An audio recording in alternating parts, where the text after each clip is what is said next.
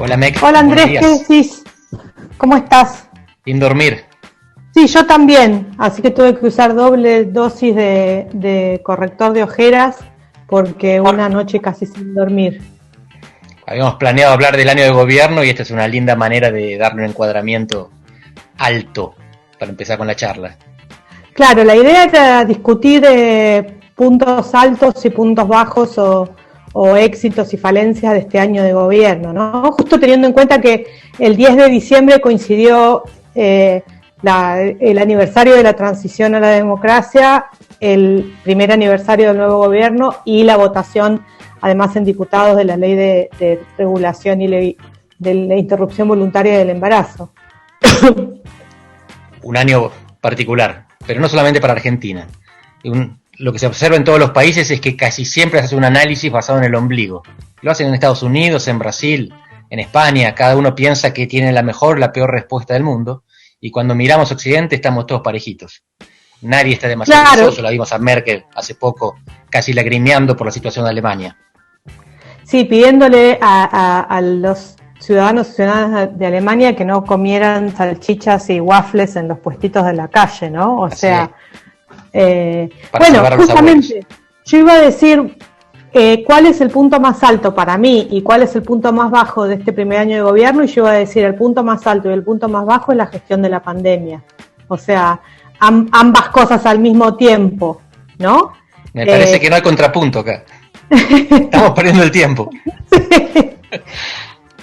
O sea, claramente para mí, con problemas, con ciertas lentitudes, diría yo, en la gestión, pero habiendo sobrevivido en un contexto en el cual no parece tan fácil para ningún poder ejecutivo, ¿no? Tener o mejor dicho, podemos identificar cuáles gestiones fueron muy malas, no podemos identificar claramente, me parece a mí, salvo casos excepcionales como Nueva Zelanda o como China o como los países del sudeste de Corea, Taiwán, etcétera, casos que hayan sido rutilantemente exitosos a esta altura del partido.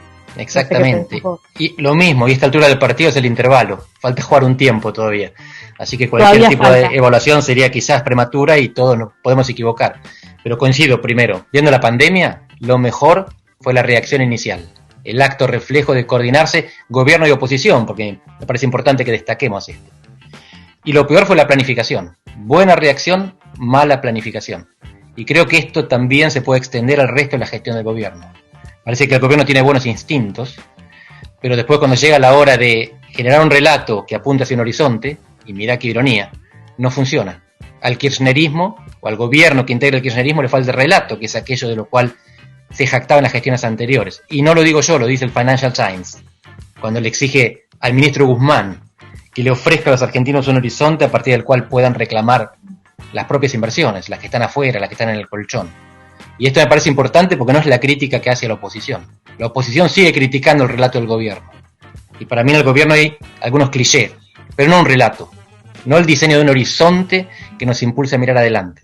Lo que pasa es que cuando el gobierno lo quiere hacer, suena un poco en falso, me parece a mí. O sea, en los últimos meses el gobierno, me parece, discursivamente hizo o quiso dar un paso al frente y decir, bueno, ahora es el momento de la reconstrucción, lo peor de la crisis ya pasó, el año que viene va a ser mejor.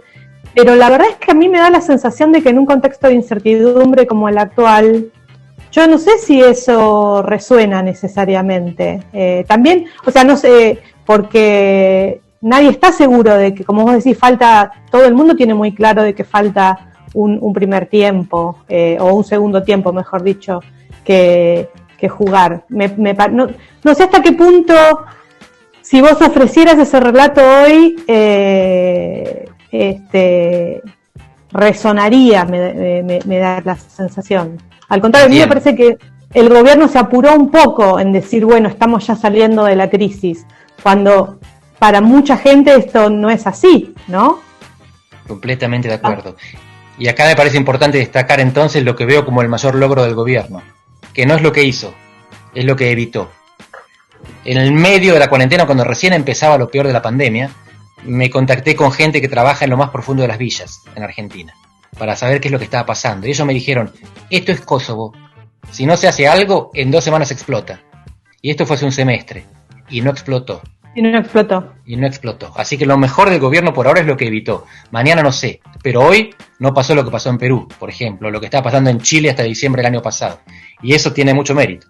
Después, falta por la positiva. Argentina tiene una tasa de inversión minúscula. El país no se puede desarrollar con esta tasa de inversión. Pero en medio de la pandemia lo importante era no reventar. Y eso lo vienen manejando bien. La otra cosa que, como estábamos conversando antes de prender la cámara, para mí, el día del 10 de diciembre marcó un punto alto, ¿no? El hecho de que el gobierno pudiera mandar, digamos, la decisión de mandar esta ley al Congreso y de mostrarse con cierta capacidad de marcar agenda, que es algo que en estos últimos meses parecía como corriendo detrás de la crisis, ¿no? Me da la sensación. Y mostrar, no sé qué va a pasar en Senado, pero por lo menos en diputado, un bloque unificado en donde el 70% de los diputados y diputadas al Frente de Todos votaron a favor, o sea, volvió a mostrar cierta solidez y cierta gimnasia legislativa. Para mí fue un acierto doble, porque es un acierto ideológico y un acierto estratégico. Ideológico porque cumple con lo que había prometido en campaña y con lo que a nosotros nos gusta, la legalización del aborto, el derecho de la mujer a decidir. Y estratégico porque divide a la oposición y consolida el frente interno. A pesar de que tiene un 30% de diputados del Frente de Todos que votó en contra, y en el Senado está más dividido todavía, es peor el efecto desintegrador que tiene la oposición, donde cuando algunos diputados o diputadas del PRO, con buen criterio, elogiaban a Macri por haber abierto el camino y a Alberto por haber mandado el proyecto, recibía críticas de sus propios seguidores por haber reconocido al actual presidente. Y acá la cuestión es esta: Macri calentó la pava para que Alberto se tome el mate. La ironía de la historia. Pero en todo caso, cuando vos ves cómo votaron los legisladores del PRO, te das cuenta que Macri quizás no cometió un error político, al contrario, porque el 80% de sus diputados es celeste. Así que yo lamento que no haya funcionado hace 2 años, pero quizás para él tuvo un beneficio político. No, yo creo, mirando la votación de ayer, queda muy claro que yo no creo que la apuesta de Macri políticamente, táctica y estratégicamente haya sido errada. Es decir, él consolidó un espacio político con un perfil que hoy estábamos discutiendo con un colega y amigo que seguramente vos conocés, con Juan Rodil, si el PRO era o no era hoy un partido conservador, ¿no? Y es cierto, digamos, siempre se continúa esta cosa de Argentina de que los partidos son mezclados, es decir, siempre ningún partido vota 100%, hay temas que son transversales a los partidos, pero de cualquier manera llama la atención esta homogeneización, este transcurso del PRO de ser un partido que muchos decían, bueno, en Estados Unidos seríamos el obamismo, a un partido que hoy apareció votando el 77% en contra de la legalización del aborto, ¿no? Ahora, eso claramente te solidifica y te da supervivencia al futuro. No sé qué pensás, de alguna manera esto casi es muy similar a la estrategia de Cristina Fernández de Kirchner entre el 2015 y el 2018, por decirlo así. Es decir, consolidarse como la oposición al macrismo, ¿no? Claramente, el único espacio claramente opositor y no negociador con el macrismo entre 2015 y 2017 fue el espacio del kirchnerismo más duro. Y me parece que Mauricio Macri ha hecho ese aprendizaje de qué es lo que tiene que hacer un partido de oposición cuando está en la oposición.